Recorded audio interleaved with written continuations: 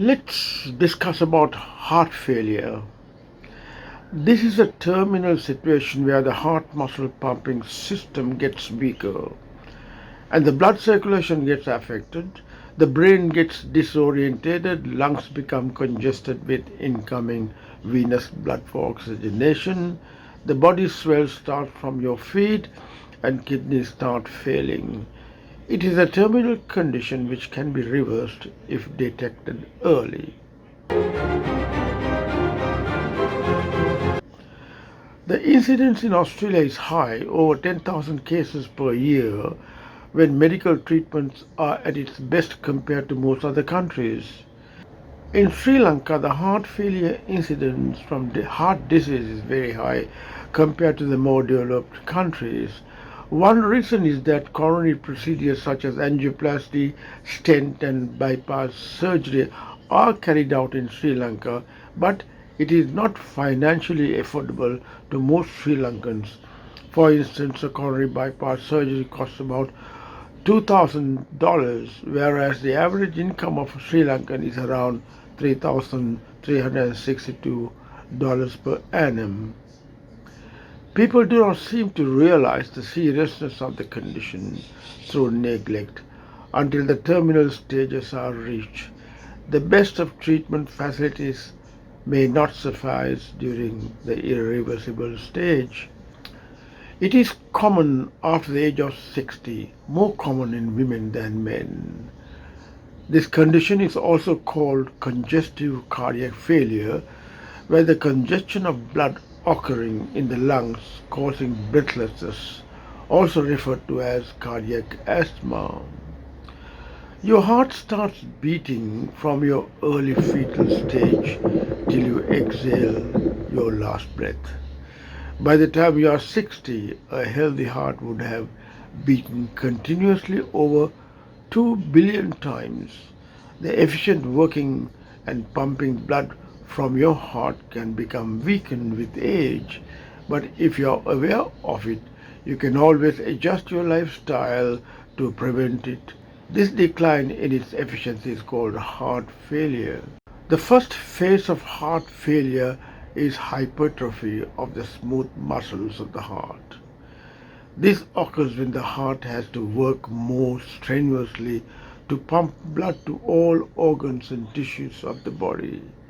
The heart muscles have the inherent power to contract and relax, but its rhythm and rate are controlled by the nerve bundles.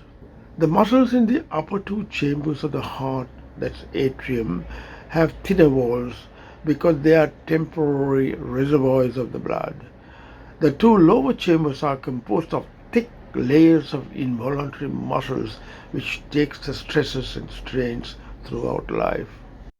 So, heart failure means that the heart's ability to deliver enough oxygenated blood to each and every part of the body's organs and tissues is lessened. If this state is unattended, the next stage is fatal damage.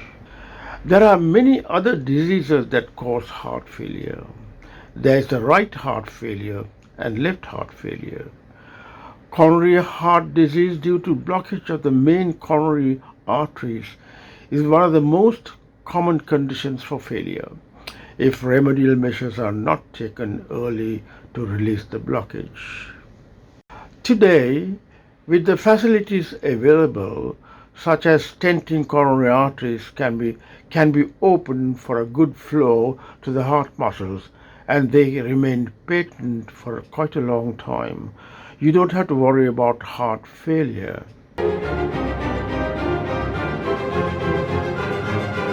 The next common condition that produces heart failure is untreated high blood pressure.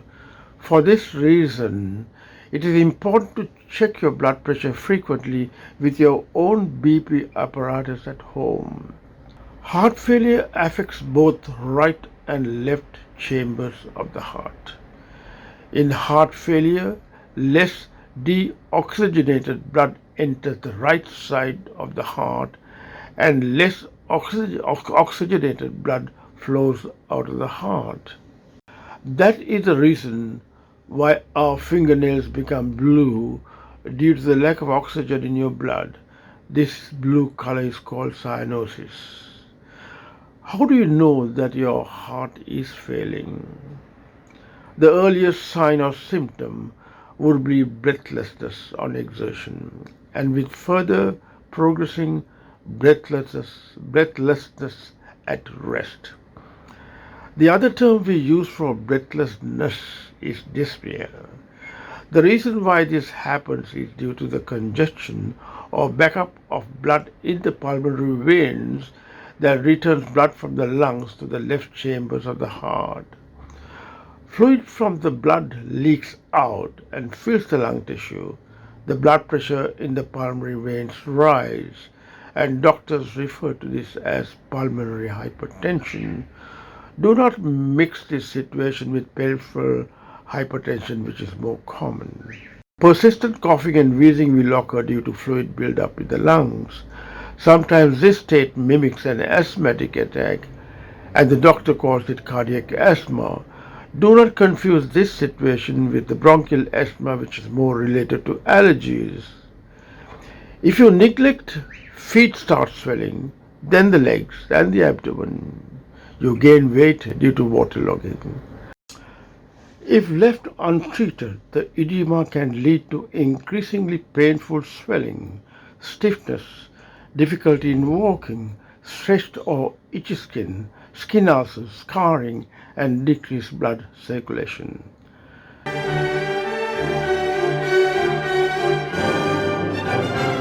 Another cause of heart failure is due to valvular defects of the heart. As you know, there are valves in the heart and in the main artery of the heart called the aorta, which prevents blood refluxing back into the left ventricle, and pulmonary valves which prevent blood refluxing into the right ventricle. Between the left upper chamber called the atrium and the lower chamber called the left ventricle, there's a valve called the mitral valve. On the right heart, there's a tricuspid valve. Then there's a valve in the outward blood flow artery called the aortic valves. With age, they invariably get weak and incompetent. Then the blood seems to reflux back, producing a sound called the murmur. The leak from the aortic valve caused left ventricular failure. These valves also could stiffen and cause narrowing of the opening, and the heart needs to work harder to pump blood through it. Both valvular reflux and stenosis can lead to heart failure. In the early stages with a soft murmur, your cardiologist will observe the progress by doing yearly echograms. In advanced situation, you will need surgery to repair the valves.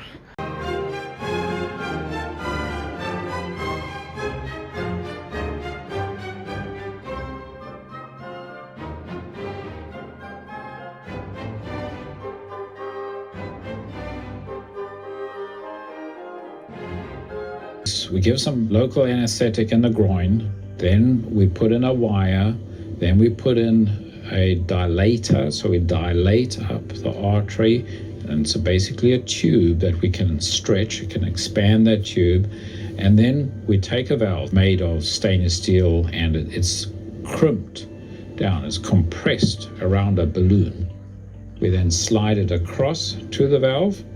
We do x-rays, we take various angles, we do some what we call angiograms, we can inject some dye and make sure we're in the right position. There's a syringe connected to the balloon and we push hard on that and expand the balloon, and that seats the new valve in the calcium. And then you take out the sheaths, and it's a very quick procedure. For most patients in hospital, 1 or 2 days.